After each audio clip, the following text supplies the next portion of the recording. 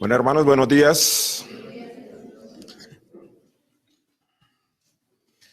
En el nombre de la enseñanza de la prédica de hoy, las migajas de la gracia. Las migajas de la gracia. Los invito entonces, hermanos, que vamos al pasaje que leyó nuestro hermano Álvaro. Mateo capítulo 15, leeremos del versículo 21 al 28. Mateo capítulo 15, 21 al 28.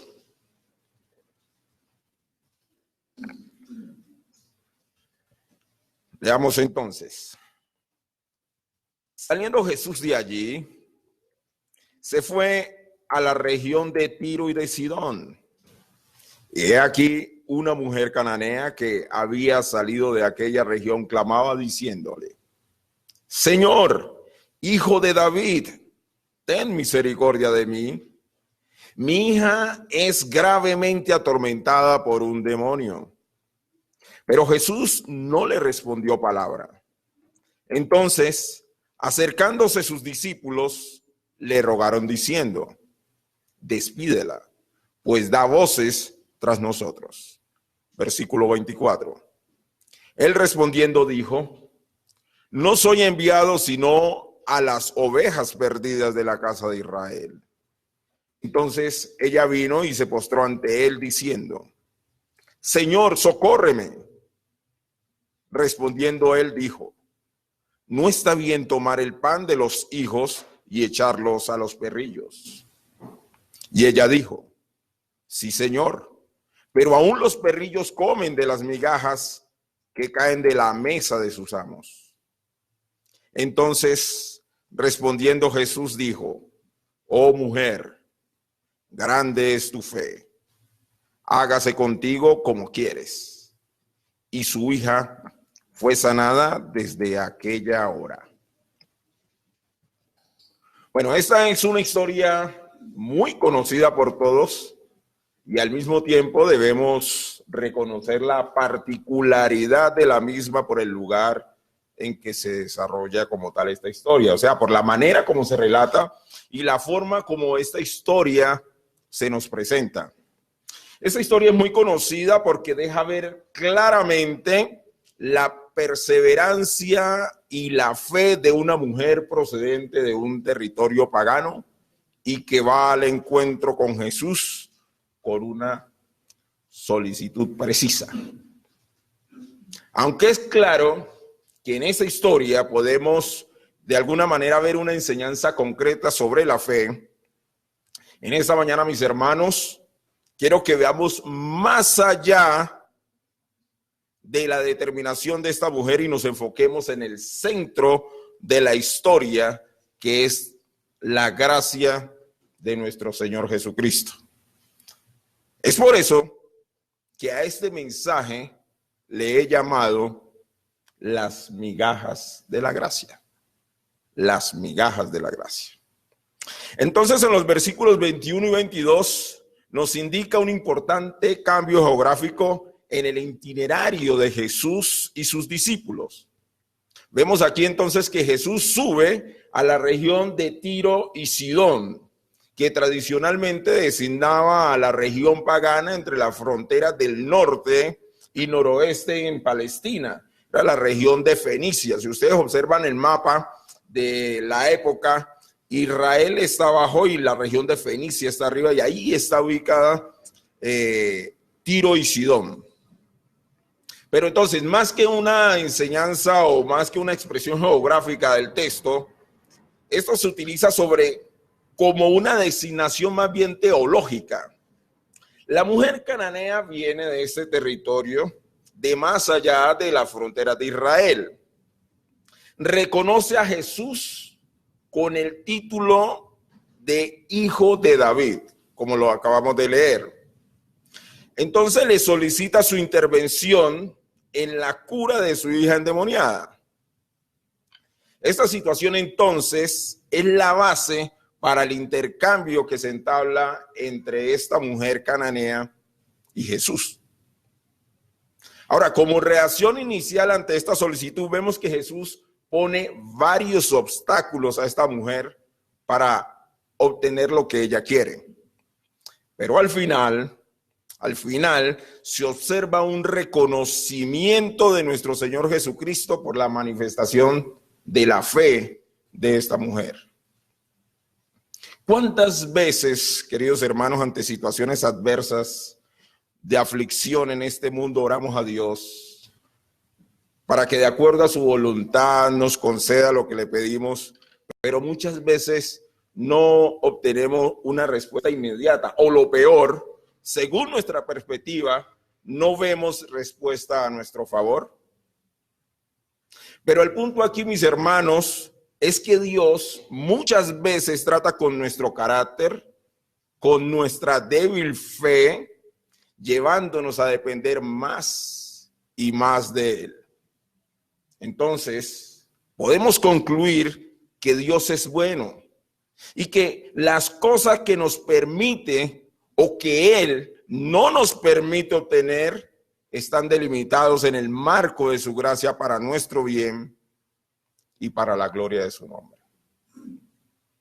Así que, como siempre, para extraer de esta enseñanza, de este pasaje, vamos a dividir el mismo en varios aspectos, como siempre lo hacemos, para que podamos obtener la esencia de este pasaje como tal. Entonces, esos aspectos nos van a ayudar a comprender con mayor precisión lo que el Señor quiere decirnos aquí, y nos va a equipar para que podamos reconocer y ver la gracia de Dios actuando en favor de aquellos a quien Él voluntariamente ha decidido entonces bendecir. Bien, mis hermanos, entonces vamos a ver esto en 4 aspectos fundamentales de este pasaje de las migajas de la gracia. El primer aspecto que quiero que veamos es el siguiente, para los que toman nota: la solicitud desesperada de la mujer cananea. La solicitud desesperada de la mujer cananea. Leamos nuevamente Mateo 15, versículo 22. Y he aquí una mujer cananea que había salido de aquella región, clamaba diciéndole: Señor, Hijo de David, ten misericordia de mí. Mi hija es gravemente atormentada por un demonio. Observen que esta mujer era pagana, como lo dijimos inicialmente. El Señor Jesucristo se ha ido a esa región donde procede ella, la región de Tiro y de Sidón, y ha cruzado la frontera hasta Fenicia. Él salió de Israel. Podemos ver en Marcos capítulo 7, el versículo 24, que es el texto paralelo a esta historia. Dice que él se fue a una casa y que no quiso que nadie lo supiese. Quizás el Señor quería descansar o algo así. Entonces, esta mujer, no se sabe cómo, averiguó dónde estaba y llegó al lugar en búsqueda de una solución a su grave problema. Sabemos del contexto de la situación, de cómo eran considerados los gentiles por los israelitas. Había una enemistad directa con estos pueblos, así que no era permitido que un israelita estableciera o tuviera contacto con una mujer gentil. Sin embargo, esta mujer, siendo consciente de su necesidad particular, rompe todos los paradigmas y protocolos y va en busca de una solución a su problema.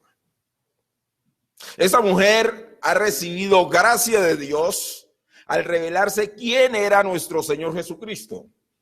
Para mí, este es un anticipo de lo que vendría a ser la cobertura espiritual de salvación para traer a un pueblo gentil que no hacía parte de las promesas del pacto, pero que después de que Cristo fue a la cruz, traería para sí una iglesia constituida por miembros de toda lengua y nación.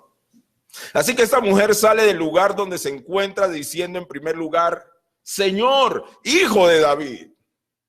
Aquí hay un reconocimiento claro de quién era Jesús. Ella está reconociendo a Jesús como rey, el rey del linaje de David. Aquí ya vemos una primera enseñanza. Entonces, ¿por qué? Porque se deja vislumbrar en esta escena que esta mujer no fue a visitar a un mago, ella no fue a visitar a un espiritista, ella no fue a visitar a un consejero famoso o un consejero experimentado. Ella acudió al único que realmente podría solucionar su problema. Ella fue directamente al Señor Jesucristo de manera directa y concreta. Pero ¿qué observamos? Ella fue a Él con reverencia. Señor, Hijo de David. Esa no debería ser nuestra actitud antes de hacerle una solicitud a nuestro Señor. Reconocer quién es Él y quiénes somos nosotros. Así como esta mujer se puso en una posición de humildad y reverencia ante Jesús, es así como nosotros debemos reconocer la majestuosidad y la soberanía de nuestro Dios antes de realizar algún pedido, ¿no creen? Luego, esta mujer cananea dice más adelante en su solicitud: ten misericordia de mí. Mi hija es gravemente atormentada por un demonio.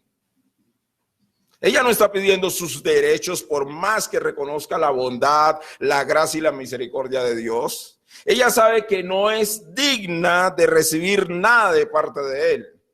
Así que se pone en una posición de genuina humildad y pide, clama por misericordia.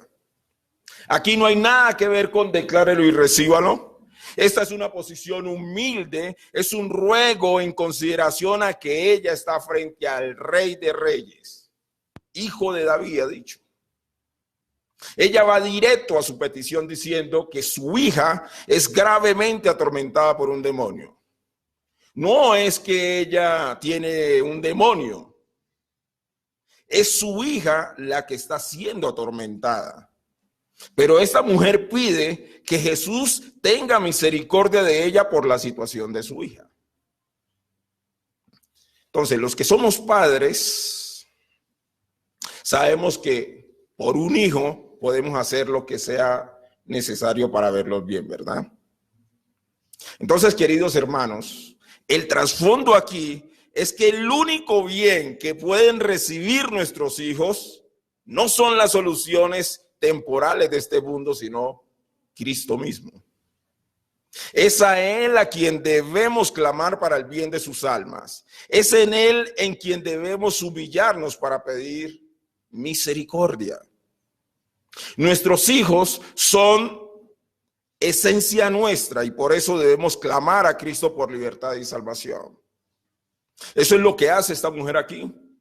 Ella reconoce que la verdadera solución para su hija está en Cristo y por eso ha dejado toda vergüenza y complejo de ser una mujer no perteneciente a la casa de Israel y acude a donde todos deberían acudir, al mismo Jesús como tal.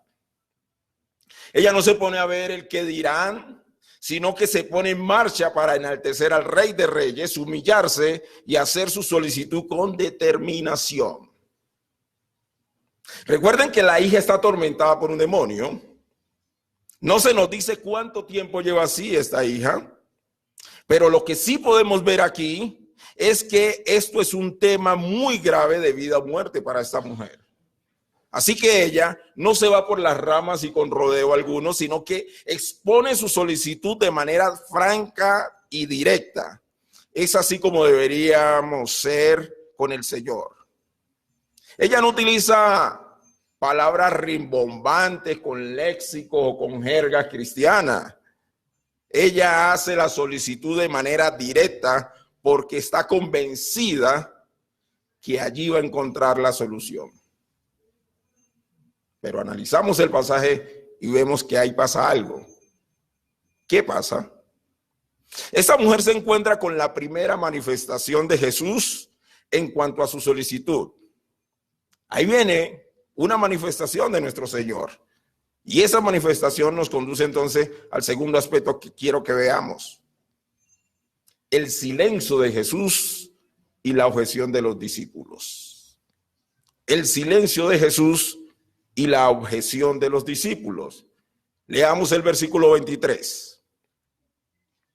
Pero Jesús no le respondió palabra. Entonces, acercándose sus discípulos, le rogaron diciendo: despídela, pues da voces tras nosotros.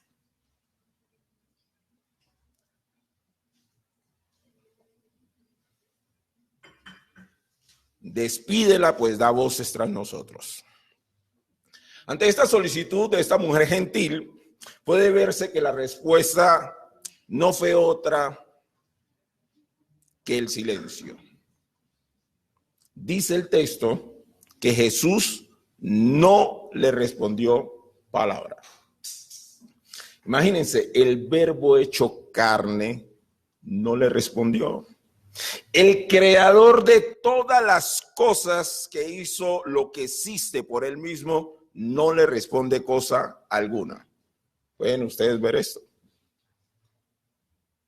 Pero sabemos que esto no fue así durante todo el tiempo. Jesús posteriormente intercambia comunicación con ella, lo cual nos deja como conclusión que Jesús se toma todo el tiempo que él cree necesario para hacer lo que él quiere hacer. Y sabemos, mis hermanos, que eso nos afecta porque tenemos una perspectiva diferente en cuanto al tiempo de Dios y de nuestro tiempo. Así que cuando el Señor calla y nosotros hemos hecho algún tipo de petición, podemos creer que no está pasando nada, pero en realidad sí. Dios está estableciendo su tiempo perfecto. Ese tiempo que puede ser incómodo para nosotros, pero es el mejor tiempo para Él.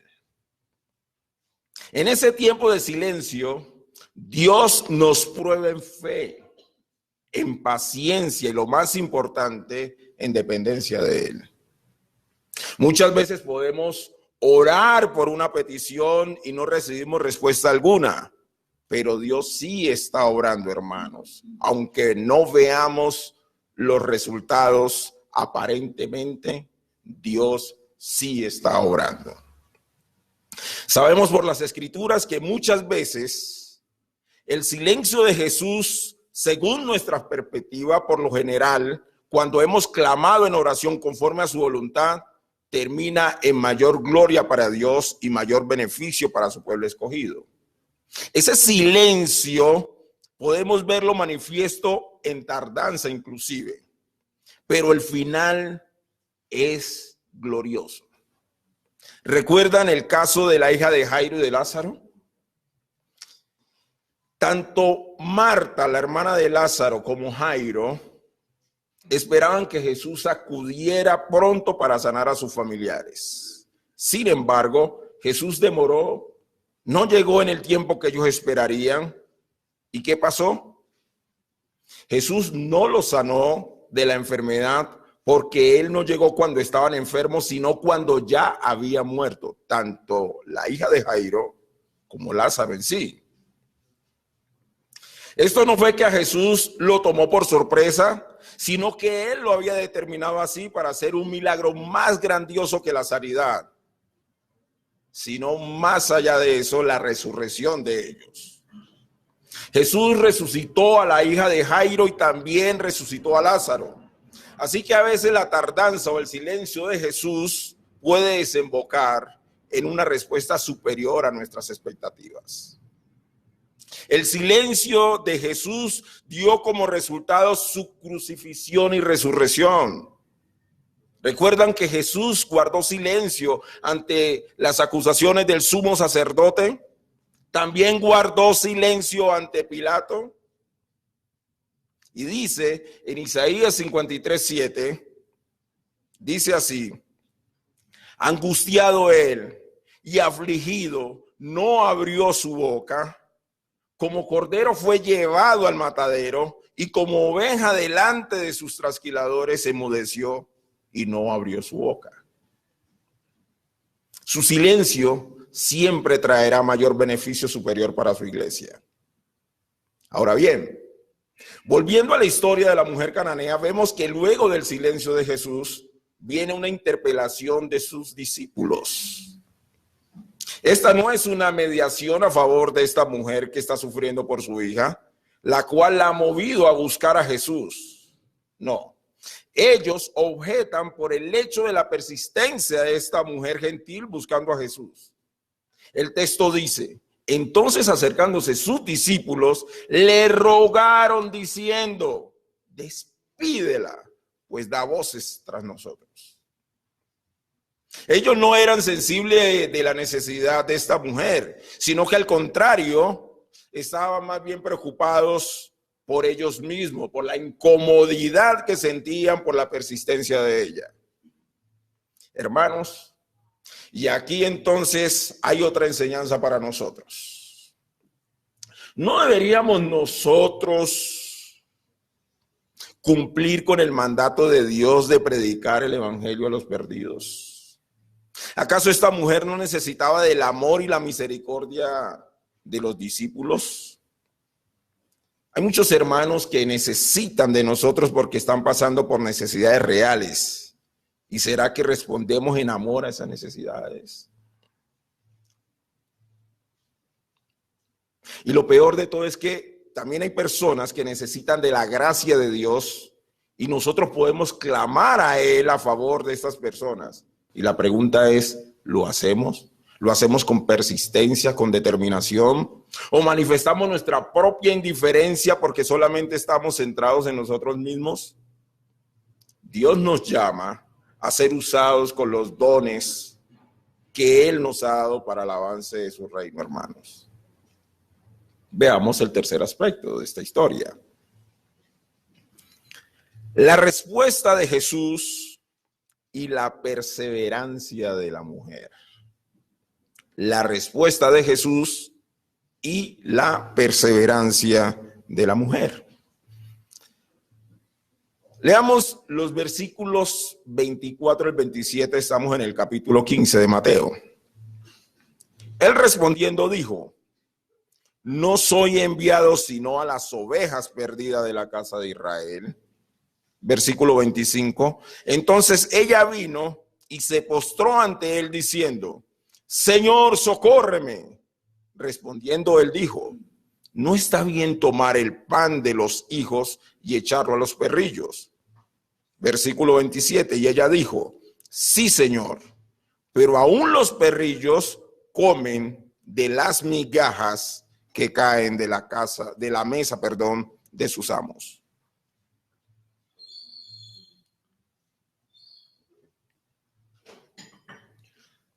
Entonces, ante esto, podemos decir que esta es una de las escenas más extrañas en cuanto a la interacción de Jesús con cualquier persona, en el caso de esta mujer gentil. Aparentemente uno podría pensar que Jesús actúa aquí de una manera insensible ante la necesidad de esta mujer. ¿Y por qué? Pues por la manera como él rompe su silencio y da respuesta a ella. Pero cualquiera que sea la situación, siempre debemos tener en mente que Jesús nunca actuaría de esa manera. Él es bueno, Él es sensible, misericordioso y lleno de compasión. Él nunca pecó. Así que la pregunta a esto es, ¿por qué el Señor Jesús, respondería así?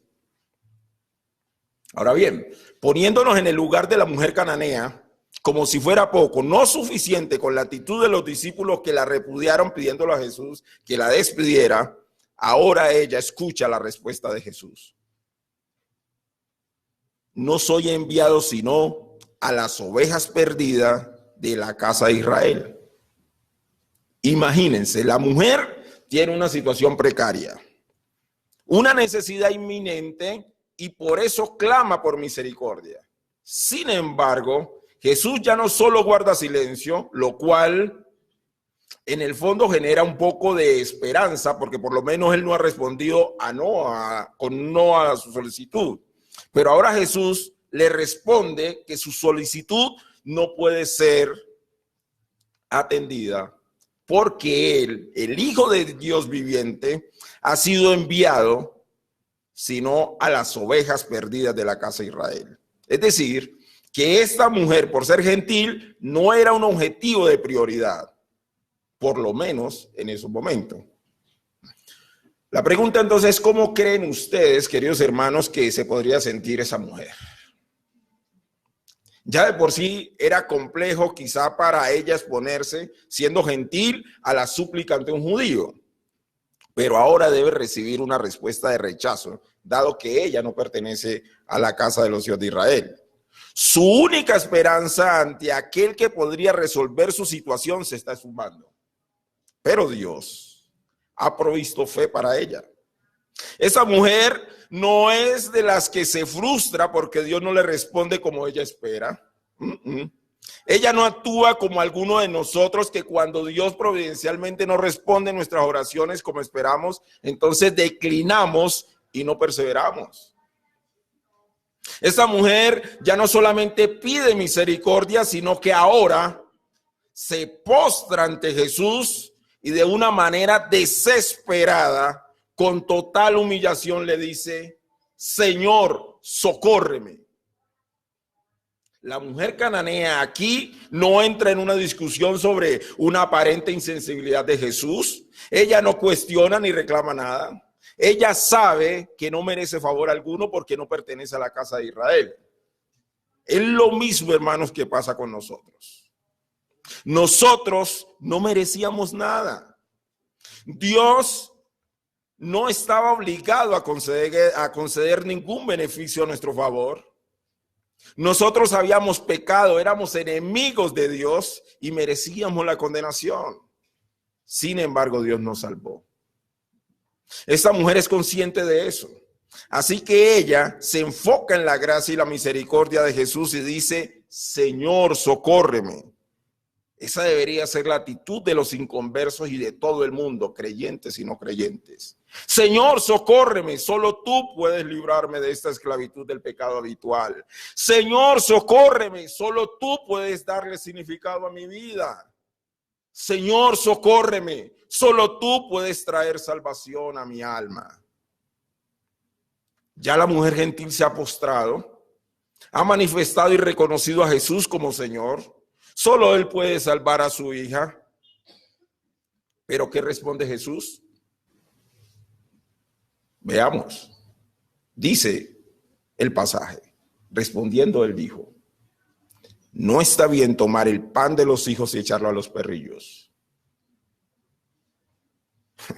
Para nosotros, los que vivimos en Occidente, podríamos pensar que Jesús estaría utilizando una expresión denigrante contra esta mujer, pero no es así.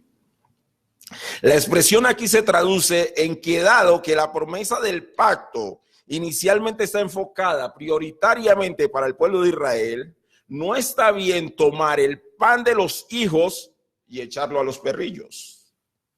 Algunos estudiosos eruditos, para dar explicación a esta expresión, concluyen que los perros en aquella época se referían de dos formas: uno, a los animales salvajes, y dos, a los animales ya domesticados que servían de mascotas en las casas judías. El punto también aquí es que los judíos llamaban perros a aquellos que no pertenecían a la casa de Israel, aquellos que provenían de pueblos paganos. No era una mala palabra, sino que era una descripción de la realidad de los gentiles a quienes no correspondía el pacto de la promesa. Sin embargo, Jesús, con la sensibilidad que lo caracteriza, utiliza el término perrillo, suavizando la expresión como tal. Recuerden, queridos hermanos, que el pueblo gentil será traído también a salvación bajo la exposición del evangelio, luego de la muerte y resurrección de Cristo en la cruz. Así que este es un panorama que deja ver el plan de redención, no solo para los judíos, sino también para los gentiles. Llama entonces mucho la atención entonces aquí que Jesús utilice esta metáfora de poner el pan como el eje de manifestación de sustento. Recuerden que el pan para los judíos lo era todo, era la provisión, el alimento, era todo el sustento. Así que cuando Jesús menciona, no está bien tomar el pan de los hijos y echarlo a los perrillos, hermanos, está diciendo que primeramente el sustento y la provisión para la vida debe ser primero para los judíos y después para los gentiles, los perrillos.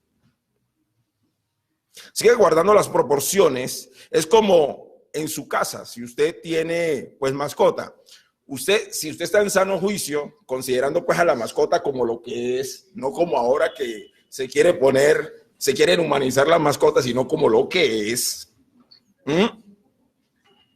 Usted primero le daría el alimento a sus hijos, ¿cierto?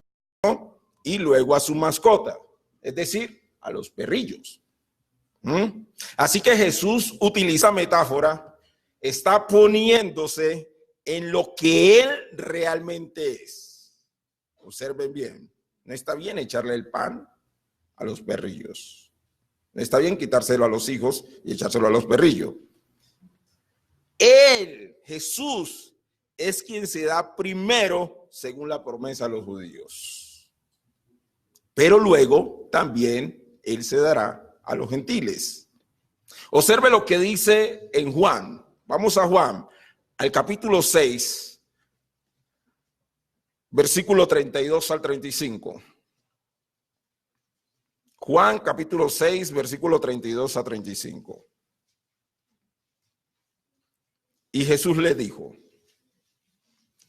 de cierto os digo, no os dio Moisés el pan del cielo, mas mi Padre os da el verdadero pan del cielo, porque el pan de Dios es aquel que descendió del cielo y da vida al mundo. Le dijeron: Señor, danos siempre de ese pan, de este pan. Jesús le dijo: yo soy el pan de vida. El que a mí viene nunca tendrá hambre, y el que en mí cree no tendrá sed jamás. Jesús entonces es el pan de vida, así que el que come de él nunca tendrá hambre. Bajo esta manifestación entonces, la mujer cananea que ha sido instruida en la fe por la gracia de Dios no se pone a discutir tampoco porque Jesús la ha llamado perrillo, sino que reconociendo su situación y necesidad lo admite. ¿Y qué responde? Versículo 27. ¿Qué responde esta mujer? Sí, Señor, pero aún los perrillos comen de las migajas que caen de la mesa de sus amos. Wow, esto es impresionante, ¿no? Es bien impresionante esto. La mujer cananea, una mujer gentil, griega de nacimiento, como se dice en el paralelo de Marcos 7, reconoce y entiende esta metáfora, que solo unas migajas del pan que cae de la mesa de su amo es suficiente para la comida de un perrillo como ella. ¿Lo ven, hermanos? Jesús es el pan de vida. La Biblia menciona en Mateo 26, 26, y mientras comían, estando en la cena, y mientras comían, tomó Jesús el pan y bendijo, y lo partió, y dio a sus discípulos y dijo: tomad, comed, esto es mi cuerpo. Así que al decir Jesús que el pan es su cuerpo, lo parte y se lo da a sus discípulos. Entonces, ¿qué creen que pasa al despedazar el pan? Caen migajas de pan, ¿verdad? Aquí está lo que dice esta mujer gentil. Esas migajas son suficientes para saciar el alma hambrienta. Esas migajas son suficientes para traer salvación. Son las migajas de la gracia tal como esta mujer lo está aceptando. Según Isaías 53:6 dice que en la cruz del Calvario el pan de vida fue molido por nuestras transgresiones. Así que al ser molido, en la cruz como pan de vida, sus migajas nos alcanzaron a todos nosotros y Dios obró en su gracia para salvarnos. Ya sabemos que luego de ejecutarse el acto de salvación de Jesús a nuestro favor, ya hemos dejado de ser llamados perrillos y ahora somos hijos que disfrutamos del gran banquete de la gracia de Dios. Cuarto y último punto, aspecto. El resultado del encuentro entre Jesús y la mujer. El resultado del encuentro entre Jesús y la mujer. Versículo 28.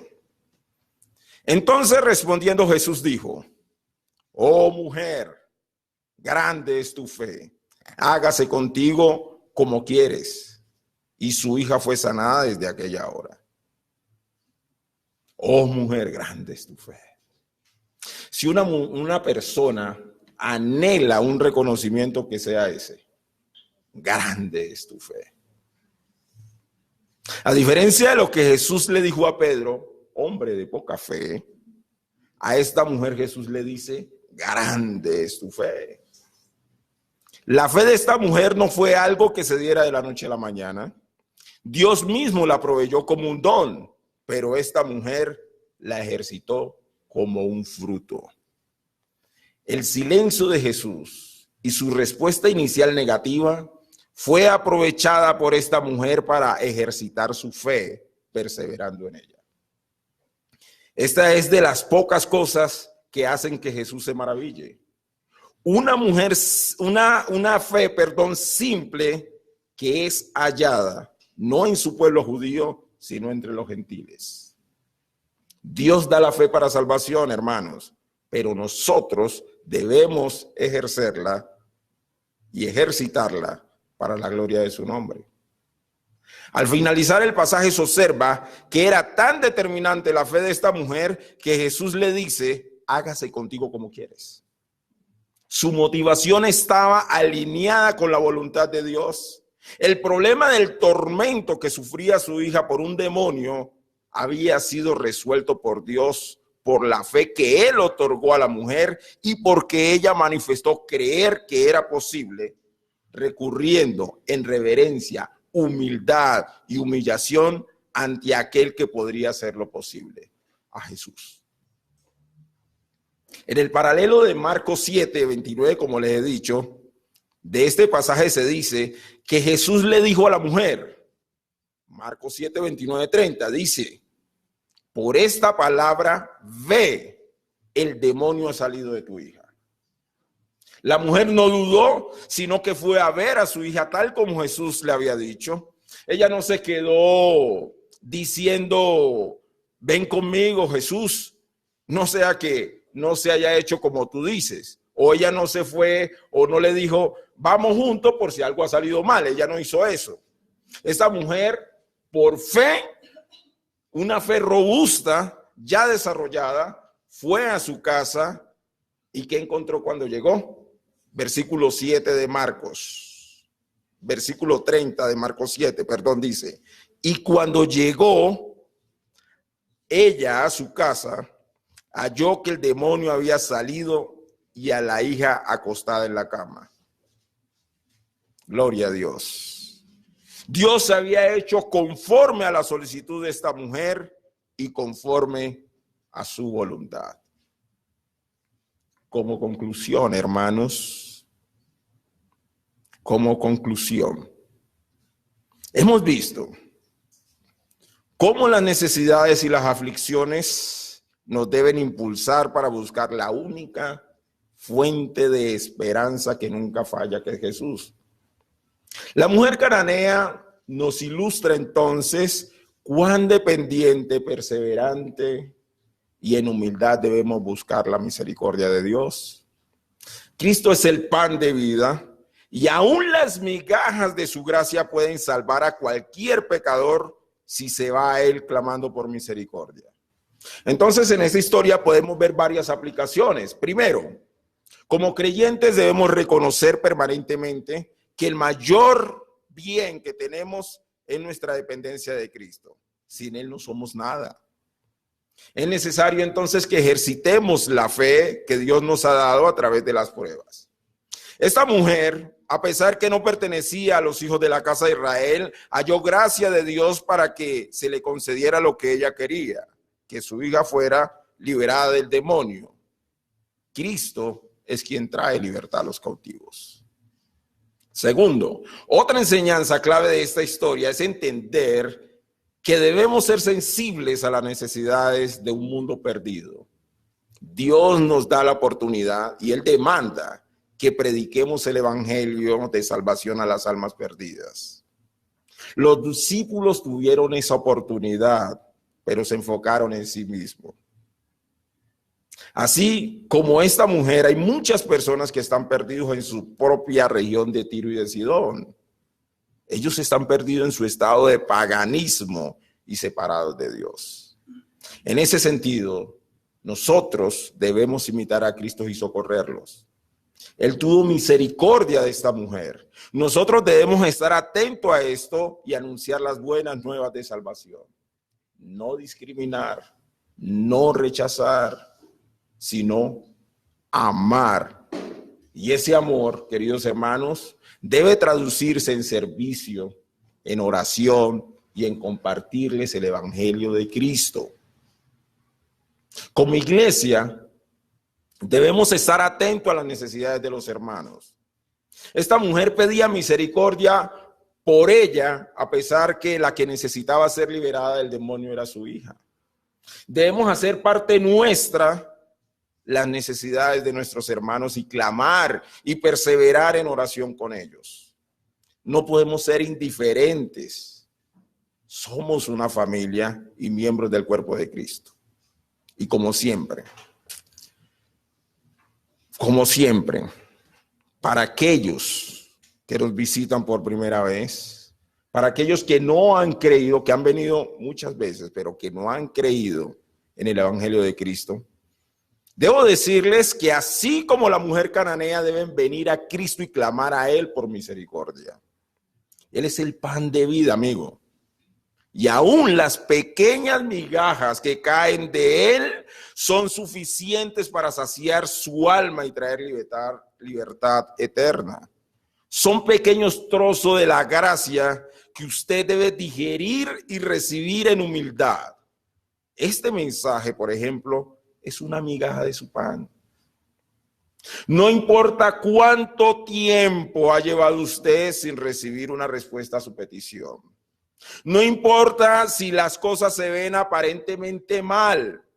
Lo más grave que podría sucederle a usted es morir sin Cristo y pasar la eternidad en el infierno.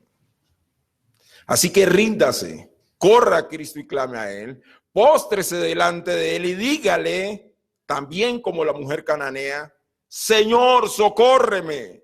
Dígale, Señor, sálvame. Perdona mis pecados. Solo Él puede nutrirlo eternamente, disfrutando para siempre del banquete de su gracia. Oremos, hermanos. Amado Padre Celestial, gracias una vez más, Señor, por hablar a nuestro corazón.